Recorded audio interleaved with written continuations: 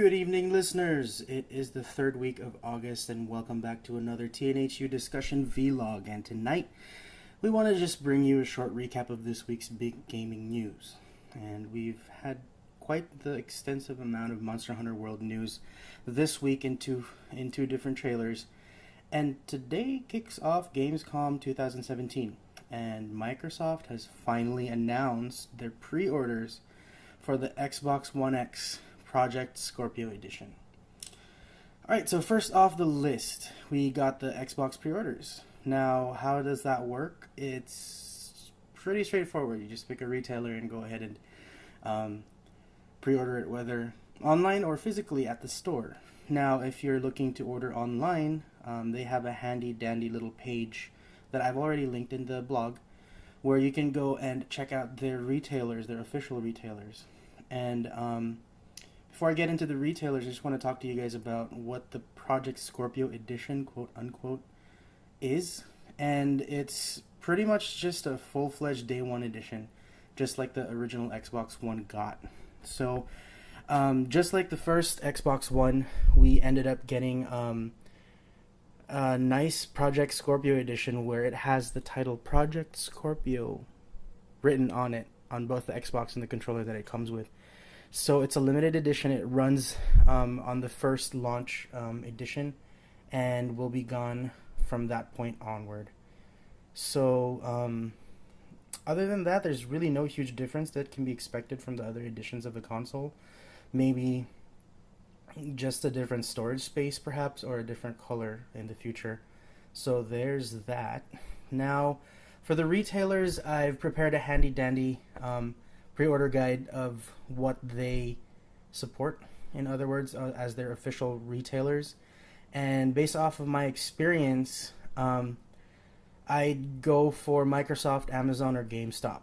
The only reason why they don't really charge until the item ships. So if you're a little tight on cash right now, but you still want to go ahead and pre-order that Xbox One X Project Scorpio Edition, those are the three places to go to. The only thing that I can think about becoming quite the hitch would probably be the Amazon, because they tend to always be currently unavailable. Either their stocks really disappear that fast, or they don't have enough pre-order allocations for us, or whatever. But all I know is they usually don't have anything in stock when it comes to limited pre-orders. But I was 2 hours in when the launch announcement occurred, and I was still able to go ahead and pre-order what I had to pre-order from both GameStop and Microsoft, just in case. Best Buy will charge you immediately as an authorization. Problem about that is they keep refunding it and taking it and refunding it and taking it over and over again until it releases. At least that was my experience with the Nintendo Switch. It took me a while for them to finally just take the money and forget about it. So there's that. And I've never tried Walmart or Target. Oh, wait, I'm sorry. Walmart is not an official retailer on their website. So Target, in general, I've never pre-ordered from Target, so I'm not sure if they charge you off the bat.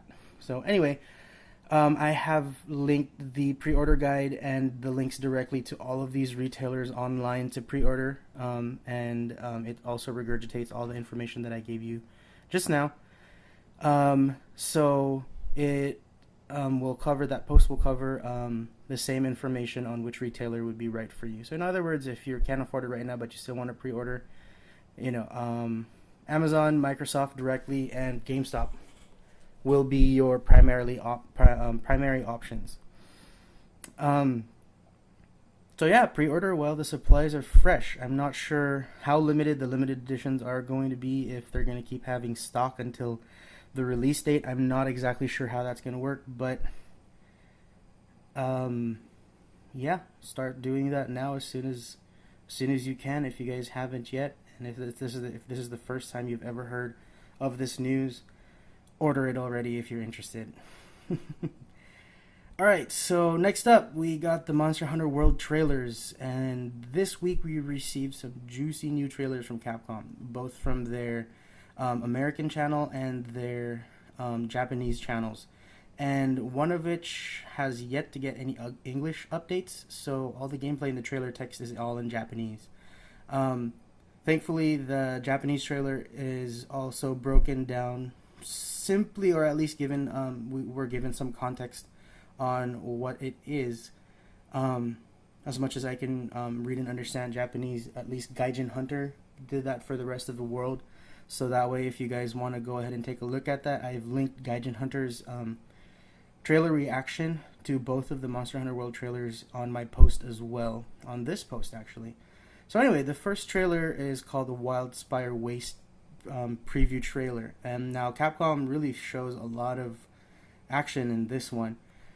Not only does it stray away from the E3 demo locale, like I guess that's the Jurassic or the Primal Forest, or the forest version, the jungle map of the game.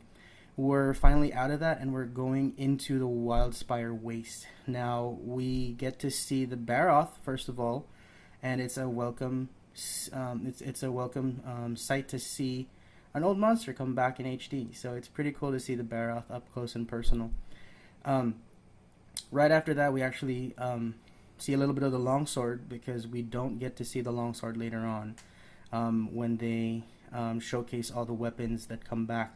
But right after that, we're treated to a brand new Piscine monster. So it looks like a Plesioth, but it's in the sand. So Plesioth, Lavasioth, whatever you guys want to do, Seoth in the suffix. It's a sand version now, and it looks pretty good. Otherwise, what we get right after that is we get a lot of the weapon action. So we get to see a teaser of all the weapons in action, and it looks like everything is coming back. I'm particularly excited for the dual blade, the longsword, and the insect glaive, which I've always mained ever since. So other than that, you can read up on my fully detailed breakdown post of the Wildspire Waste, where I just jot down all the points that I thought were important throughout the trailer. Both of them are linked in this post, so you can go ahead and check those trailers there as well, because all of the trailers are linked to that post. Like I said a while ago, I didn't go into much detail with the Quest Cycle trailer, the one with the Japanese text, since Gaijin Hunter did the honors of doing a reaction video with his daughter, and he also plans to go ahead and dissect both of the trailers later again. So if you guys haven't checked that out yet, it's a pretty good video. He gives you a great context of how the quest cycles go, and the trailer goes in depth of start to finish of the trailer. So in other words, you get to see how to accept a quest, how to do the quest, the options you have during the quest, how to get to the end of the quest, and what you can do in the end of the quest, and then it goes back to the village and shows you a little bit of the crafting. And a couple things that really stuck out to me was the fact that you can actually stay on the map and actually do an expedition once you're done with the mission. With or without a mission, you can actually stay in the map. So as far as I understand, you can actually take on a quest in the map itself. So there's that. And afterwards, when you're done, when you finish your main objective, you actually get the option to actually stay in the map or go back to the village. So there's that too. So I feel like the dynamic of the map and the village isn't as closed as it used to be back in the current generation of Monster Hunter, where it's always just a traveling to the map every time you can every time you have a quest only, and those are the only times you can do that.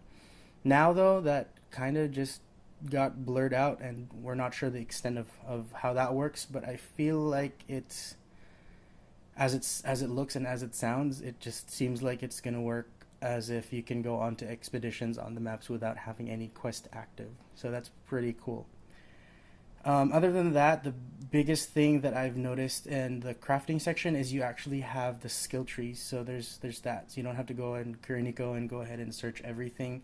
What does this weapon turn into? If I do this, can I do this? Is it safe to do this? Because otherwise I'll mess everything up. Yeah, no, it actually shows you the entire skill tree, so you know what you're getting from the get-go. So that's pretty cool too.